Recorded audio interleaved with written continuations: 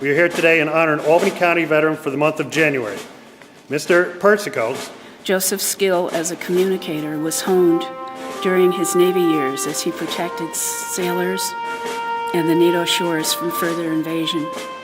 After his military service, Joe, for maybe a couple years, went and worked with Edward R. Murrow in what was called, I think it's over with now, the U.S. Information Agency in South America. And then he went on to spend 11 years as chief speechwriter for Nelson Rockefeller.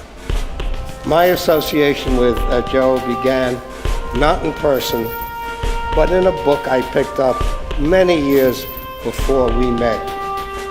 If you think of the great speeches he wrote for then governor and then vice president, you know, it's incredible to have someone in our own backyard to have left that type of legacy, to honor that person, not just for the family, but for the people that are here today.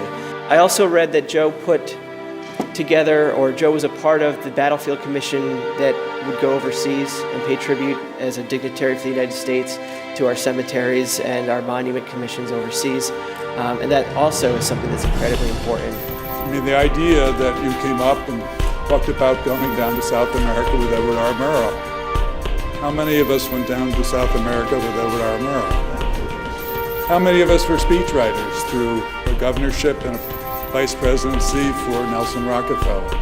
And think of the millions and millions that will continue to pass through the World War II monument. So words do matter.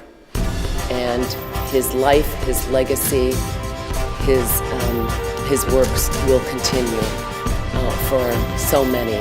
And we will forever honor him and be honored to have been blessed to have him as part of our community. So thank you. You shall do unto others as you would have others do unto you. And as I think of Joe and as I think of the other veterans who are here in our audience, I cannot stop and think about how they are our visual representation of those words.